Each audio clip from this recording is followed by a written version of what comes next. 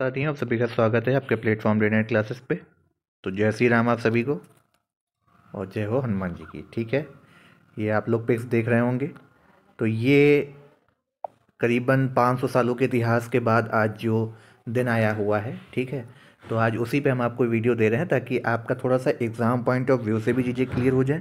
साथ ही साथ इस बार जो पीसीएस और अपकमिंग यूपीएससी वगैरह के जो इंटरव्यूज़ हुए हैं, ठीक है, और जो आने वाले हैं, उनमें यहाँ के इतिहास से कई सारे प्रश्न बनने वाले हैं एग्ज़ाम पॉइंट ऑफ व्यू से। और साथ ही साथ आपको आपके देश के बारे में जो हुआ है कि जिस देश में एक पूरा युग जिस भगवान श्री राम पे रहा, उन्हीं का मंदिर आज बन रहा है। थोड़ा सा अचंभित लगता है कभी कभी सुन करके कि भगवान का मंदिर बन रहा है, उसके लिए वो किया जा रहा है। लेकिन ये मंदिर नहीं, ये करीबन इतिहासों की लड़ाई थी, ठीक है। और सभी को पता है कि जब ये क्यों हुआ था, क्योंकि आपके जो प्रथम जो मुग़ल की जो नींव रखी थी उन्होंने बाबरी मस्जिद बनवाई थी, ठीक है। तो आइए जानते हैं उसके बारे में कि आखिर भाई बाबरी मस्जिद क्या थी, कैसे थी, ठीक है। किसने बनवाया उसको, बाबर ने बनवाया, किसने बनवाया था, ठीक है। चलिए देखते हैं विस्तृत रूप से है, और कितनी अद्भुत छवि और अद्भुत मूर्ति जो है भगवान श्री राम की आज वो विराजमान हो रही है। तो चलिए देखते हैं। देखिए, हम इसमें आपको बताएंगे कि अयोध्या में राम मंदिर का इतिहास क्या रहा है, ठीक है। मूर्ति की आपको पहली झलक हमने दिखाई ही दी है, और साथ ही साथ श्री राम जन्मभूमि से जुड़े हुए महत्वपूर्ण तथ्य, ठीक है। तो एक बार पुनः उद्घोष करते हैं, जय श्री राम, और राम आएंगे तो अब आ गए।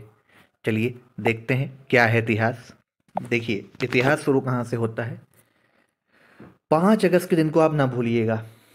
22 जनवरी तो कोई नहीं भूलेगा, ठीक है। 22 जनवरी तो कोई भी नहीं भूलेगा, लेकिन 5 अगस्त के इतिहास को ना भूलिएगा, दिन को, क्योंकि यही वो दिन था जहाँ पे आपके कई सारे 2019 का साल काफ़ी इंपॉर्टेंट रहा था, क्योंकि धारा 370 भी कश्मीर से हटी थी, ठीक है।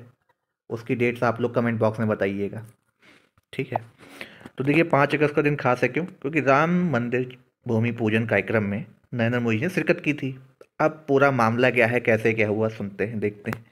देखिए, 9 नवंबर 2019 को सुप्रीम कोर्ट ने क्या किया था, मंदिर के पक्ष में फैसला सुनाया। मंदिर के पक्ष में मतलब कि राम जन्मभूमि जहाँ पे थी, जहाँ पे मस्जिद को गिराया गया था, वहीं पे ही जो है मंदिर बनेगा।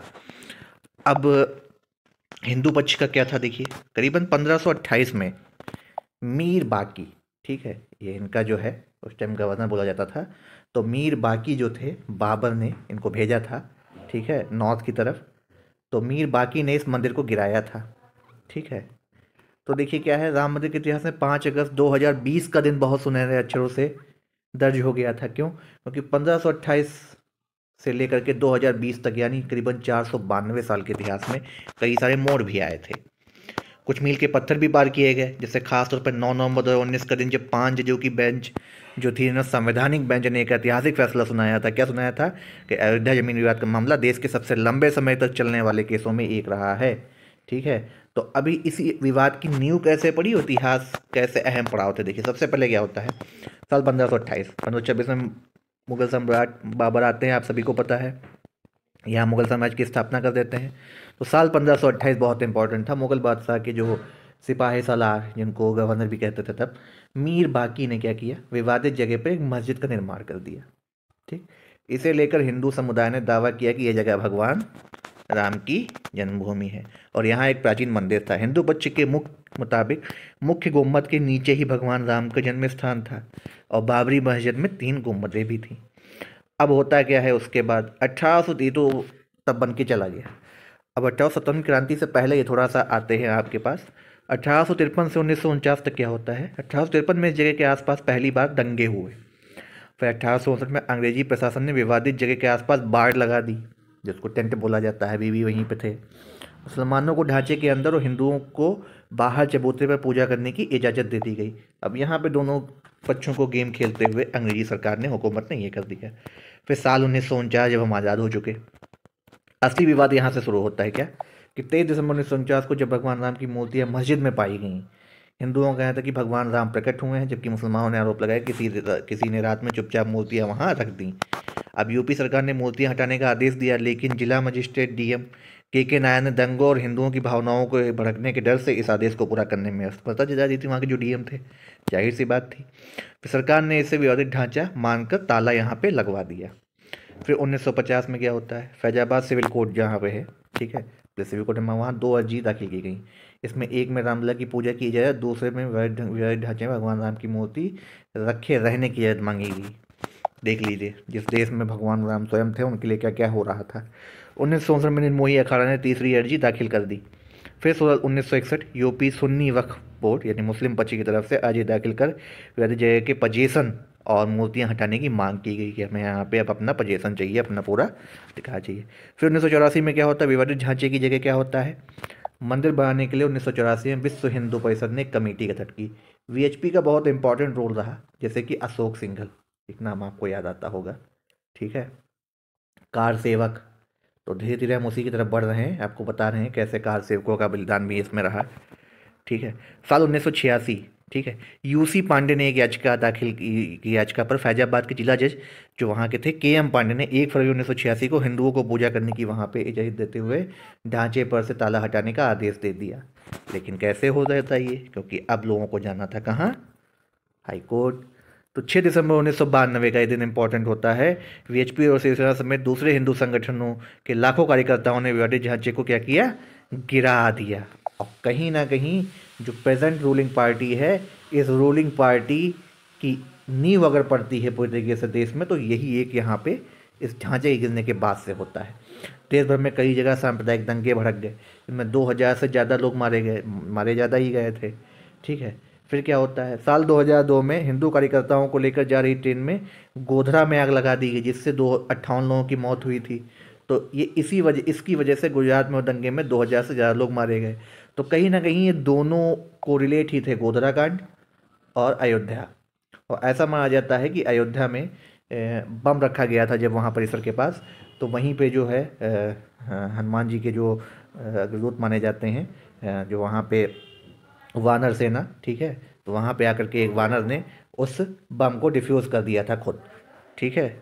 फिर क्या होता है, साल 2010 में क्या होता है, इलाहाबाद हाई कोर्ट ने जो है अपने फैसले में विवादित स्थल को सुन्नी वक्फ बोर्ड, रामलला विराजमान और निर्मोही अखाड़ा के बीच 3 बराबर हिस्सों में बांटने का आदेश दे दिया। काफ़ी पुलिस लगी थी इस टाइम, क्योंकि मैं भी उस टाइम क्लास 8 9 ऐसे ही था, ठीक है। आदेश दे दिया। अब ये गया आपका सुप्रीम कोर्ट, ठीक। फिर सुप्रीम कोर्ट ने क्या किया, साल 2011 में अयोध्या के विवाद पर इलाहाबाद हाई कोर्ट को जो फैसला था, जो 3 हिस्से किए गए थे, ठीक है, कि ये निर्मोही अखाड़ा को मिलेगा, ये हिंदू परिसर को मिलेगा, ठीक है, और ये मस्जिद वालों को मिलेगा, मुस्लिम बच्चों को, उस पर रोक लगा दी 2011 में। फिर 2017 तक ऐसे ही चलता रहा, डेट पे डेट आती रही, तारीख पे तारीख। फिर सुप्रीम कोर्ट ने आउट ऑफ कोर्ट सेटलमेंट का आह्वान किया और बीजेपी के शीर्ष नेताओं पर आपराधिक साजिश के आरोप फिर से बहाल कर दिए गए।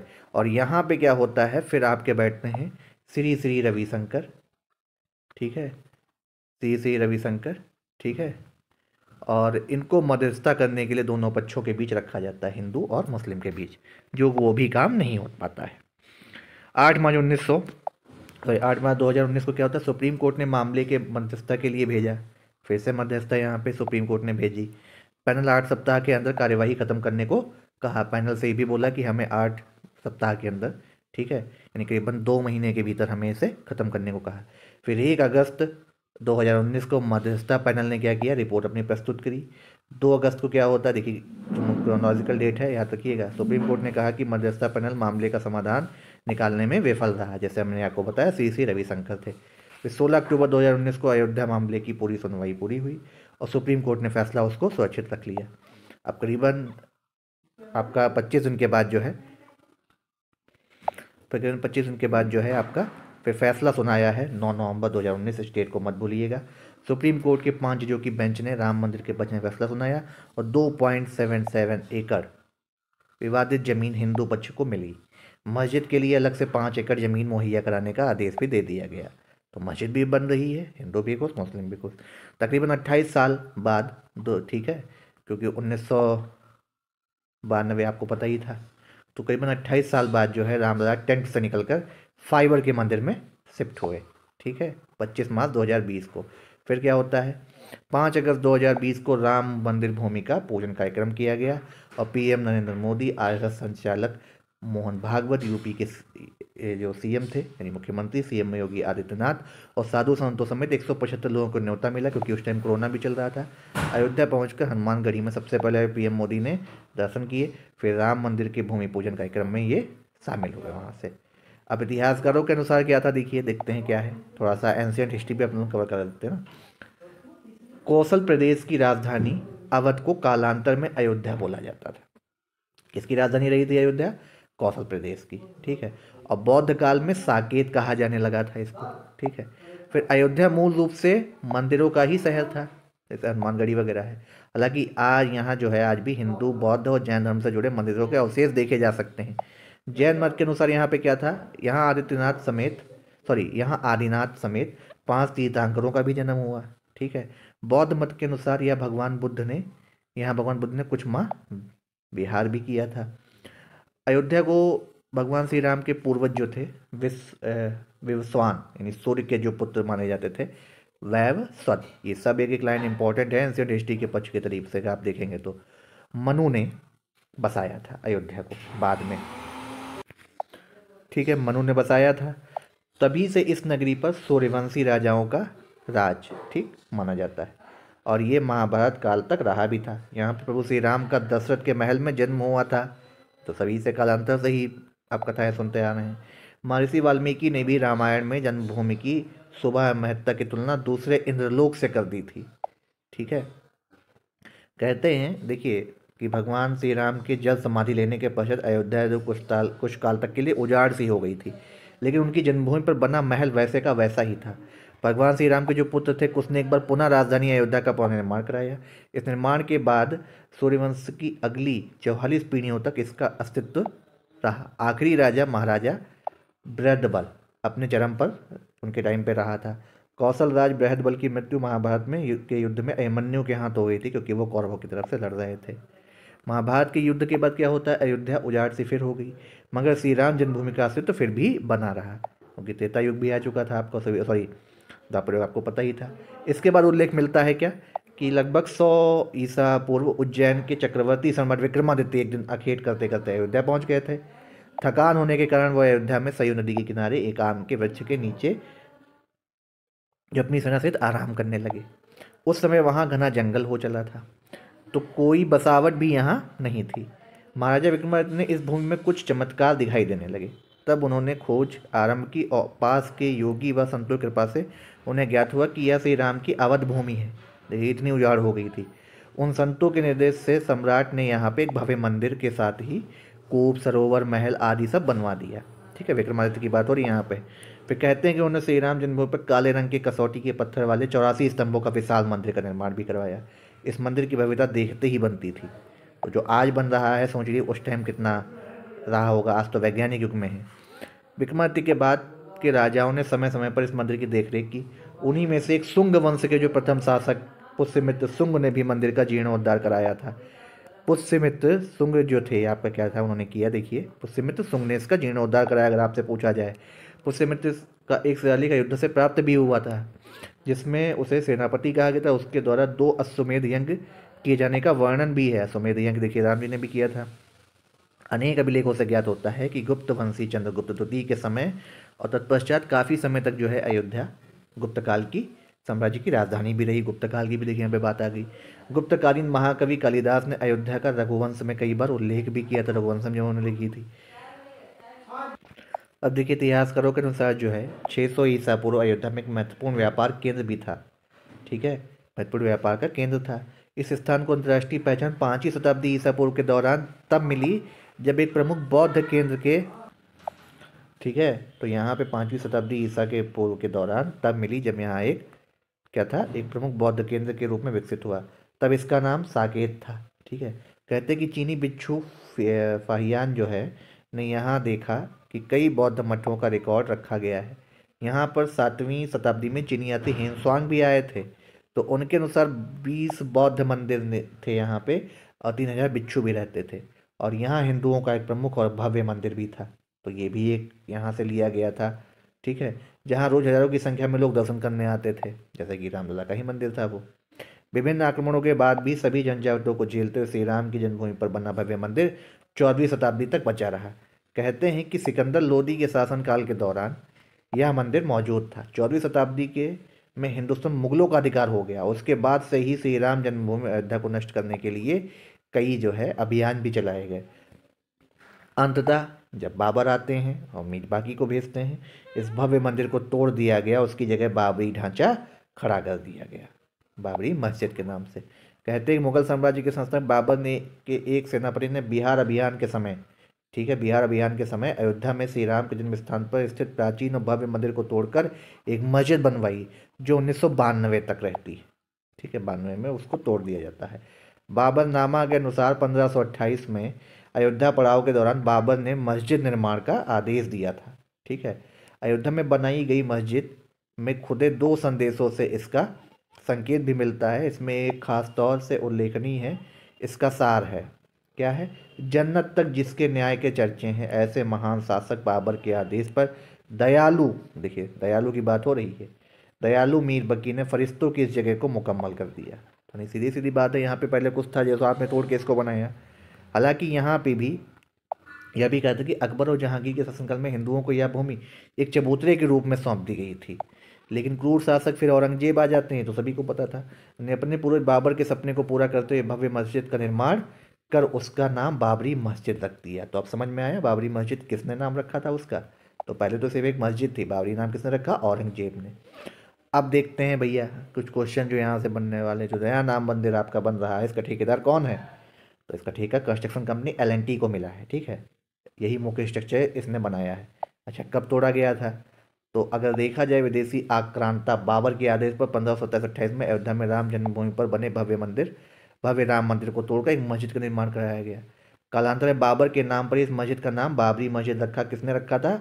औरंगजेब ने। जब मंदिर तोड़ा जा रहा था तब जन्मभूमि मंदिर पर सिद्ध महात्मा कौन थे? श्यामानंद जी महाराज जी का अधिकार था। अच्छा, इसकी कीमत कितनी है? राम मंदिर हाल के वर्षों में भारत की सबसे महंगी धार्मिक परियोजनाओं में से एक रहा है, जिसकी अनुमानित लागत आपकी अगर मानी जाए 1800 करोड़ रुपए है। इसके बाद गुजरात में विश्व उमिया धाम है, जिसकी कीमत कितनी? 1000 करोड़ मानी जाती है। राम मंदिर की कीमत कितनी है? तो आप सभी को बताया जा चुका है, 1800 करोड़ है। अच्छा, भगवान राम की डेथ कब हुई थी अगर आपसे पूछ लिया जाए? तो शास्त्रों के मुताबिक भगवान राम का जन्म ईसा से 5114 वर्ष पूर्व माना जाता है। ऐसी मान्यता भगवान राम की मृत्यु नहीं हुई थी, बल्कि वो शरीर के साथ ही बैकुंठ गए थे। ऐसी मान्यता है कि माता सीता के लवकुश के जन्म के बाद वो धरती में जब समा गई थी, आप सभी ने देखा भी होगा रामायण में, भगवान राम जो है उसके बाद समाधि ले लेते हैं। राम मंदिर का केस कितना पुराना है? तो देखिए, हिंदू संगठन ने 1813 में पहली बार बाबरी मस्जिद पर दावा किया था। उनका यह दावा अयोध्या में राम मंदिर तोड़कर बनेगी बाबरी मस्जिद बनाएगी। इसके 72 साल बाद यह मामला पहली बार किसी अदालत में पहुंचा था। बाबरी मस्जिद में कितने हिंदू मारे गए थे? तो करीबन 2000 लोगों को माना जाता है। पाकिस्तान और बांग्लादेश में भी हिंदुओं की भी जवाबी हिंसा मारी हुई थी वहाँ पे भी। ठीक है, भारत का सबसे पुराना राम मंदिर कौन सा है? तो ये क्वेश्चन आपके लिए बेहद इंपॉर्टेंट है। भारत में सबसे प्राचीन मंदिर तो अयोध्या में राम मंदिर है, इसे बाबर ने तोड़ दिया था। वर्तमान में अगर माना जाए तो भगवान राम का प्राचीन मंदिर कहाँ पे है? हाजीपुर में राम चौरा मंदिर बताया जाता है। ठीक है, बिहार में है ये। कहाँ पे है? बिहार में। रामभद्र में स्थापित भगवान राम को समर्पित एक प्रमुख मंदिर ये माना जाता है। ठीक है, तो ये था पूरा आपका राम जन्म भूमि का इतिहास। उम्मीद करते हैं, और शायद मुझे ही लगता है कि इतने डिटेल में आपने अभी तक देखा होगा कहाँ से स्टार्ट हुआ 1528 से, और कहाँ 1833, 1853, 1949, ठीक है, 1992, 2011, 2019 और 2020 होते होते हम 2022 तक अब आ गए। तो इतने वर्षों का पूरा इतिहास आपको एक ही वीडियो में देना आसान नहीं था, लेकिन हमने उसको समराइज़ करके आपको दिया है। एंशियंट हिस्ट्री भी है, मॉडर्न हिस्ट्री भी उसमें कवर करेगी, और मेडिवल हिस्ट्री तो आपके लिए हमेशा से ही इंपॉर्टेंट रही है। ठीक है, गुप्तकाल का भी यहाँ पे संबंध रहा है। तो अब आप हमें कमेंट बॉक्स में एक आंसर बताने की कोशिश करिएगा, कौन वो जज थे 5 जजों की पीठ में? उन जजों का नाम बताइएगा जिन्होंने निर्णय दिया था कि राम मंदिर के साक्ष्य वहाँ से मिले हैं और राम मंदिर वहीं पे है। ठीक है, चलिए मिलते हैं अगले वीडियो में। तो आज सभी लोग आप लोग दिवाली मनाइए। ऐसा अवसर जो है आपको शायद ही हम लोग एक लकी तरीके से मान सकते हैं कि हम लोग चाहे 40 में हो, जो भी हो, चाहे अपने यंग एज में हो, चाहे बुढ़ापे में हो, चाहे मिडिल एज में हो, सभी को ये ऐसा मौका मिल रहा है। यानी कितनी पीढ़ियाँ ख़त्म होंगी लेकिन ये अपने आंखों से देख नहीं पाई। ठीक है, जो भी धर्म हो, जो भी हो, लेकिन एक तरीके से आप साक्ष्य अगर देखें तो मैं हमने आपको जब अभी आपको आधुनिक भारतीय इतिहास जब पढ़ाएंगे, अभी मेडिवल हिस्ट्री जब आपको पढ़ाई जा रही थी, तो उसमें जब आधुनिक भारतीय इतिहास जब आपका स्टार्ट होता है, ठीक है, तो उससे पहले जब 1526 में बाबर आता है ना, उससे पहले मेडिवल हिस्ट्री जब आप दिल्ली सल्तनत में जाएंगे तो वहाँ पे अजमेर में एक अजमेर में मंदिर को तोड़ा गया था और संस्कृत स्कूल की जगह पे एक वहाँ पे 2.5 दिन का झोपड़ा बनवाया था। ठीक है, तो आप देख सकते हैं कई ऐसे साक्ष्य जरूर मौजूद थे जिसकी वजह से ये हुआ है। ठीक है, तो चलिए मिलते हैं अगले वीडियो में। उम्मीद करते हैं आप सभी को वीडियो काफ़ी पसंद आएगा। तो एक बार जिनको भी पसंद आए वीडियो को लाइक कर दें, शेयर कर लें, चैनल को सब्सक्राइब कर लें। और अगेन जय श्री राम का उद्घोष करते हुए आपको एक दीपक तो जलाना ही है। नहीं कुछ कर सकते हैं, एक दीपक जला दीजिए और मंदिर में जा करके, आप नहीं मंदिर जा सकते हैं तो किसी गरीब को एक आप 2 रोटी खिला देंगे, उससे भी आपका जो है